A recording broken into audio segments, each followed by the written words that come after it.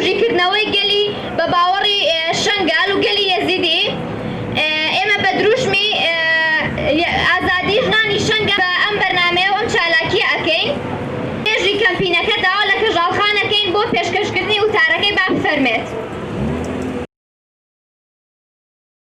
و داگیرکاری ئەو هاوپەیمانیە شەرمەزار دەکەین کە لە نێوان پەدەکە و عێراق و تورکیا لە دژی خەڵکی شەنگال پیلان کراوە. پشتگیری تەواوی خۆمان بۆ ژنانی ئێزیدی ئازادی خواز و تەواوی ئەو هێزانەی کە پشت بە ئیرادەی خۆیان دەبەستن لە پاراستنی خاک و ناسنامەی خۆیاندا. هەروەها تەسلیمکردنی خاکەکەمان بە داگیرکەران و هەڵگیرسانی شەڕ لەسەر داخوازی دەوڵەتی تورکیا شەرمەزار دەکەین.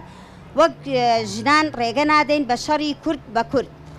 هەموو لایەک ئاگادارە گەلی کوردی ئێزیدی چەندین جارە ڕوبەڕووی فەرمان و کۆمەڵکوژی بوونەتەوە بە دەستی داگیرکەران. لە 3/8/2014 لە ئەنجامی هێرشی هۆڤانەی داعش بۆ سەر شەنگال لە ئەنجامدا 6,000 ئێزیدی بە پیا و ژن منداڵەوە بوون بە قوربانی. لەوانە 3,500 ژن و کچی ئێزیدی عەبای ڕەش درا بە سەریانە و زنجیریان کردە دەست و قاچیان بە ئەسیر لەلایەن داعشەوە ئەسیرکران. تەواوی ئەو ژنانە دەستدرێژی کرایە سەریان و هەندێکیشیان بردنە کۆمپانیا نێودەوڵەتیەکان بۆ بازرگانیان پێوە کرا. لەو کاتەدا هێزی پێشمەرگەی سەر بە پەدەکە کەمێکیش هێزی سەربازی عێراق هەبوون. ئەم هێزانە بەرپرسیار بوون لە پاراستنی خەڵکەکە لە هێرشەکانی داعش. بەڵام ئەم هێزانە ڕایان کرد شەنگالیان بەجێهێشت بەبەر چاوی هەموو جیهانەوە.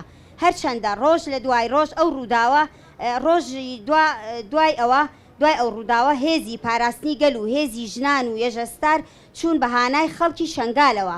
دواتری شەروانان لە ڕۆژئاواوە هاتن و دەستیان بە ڕزگارکردنی شەنگال کرد هەتا 21/12 ساڵی 2017 بە تەواوەتی شەنگال ئازاد کراو. ئەو خەڵکەی کە ڕای نەکردبوو لەسەر چیای شەنگال مابوونەوە ئەوانیش بەشداری ڕزگارکردنی شەنگالیان کرد بە بەردەوامی.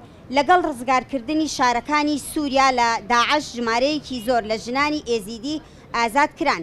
لەو کاتەوە هەتا ئێستا لە شەنگالدا هێزی پاراستن لە کچان و کوڕانی شەنگال دروست کراون.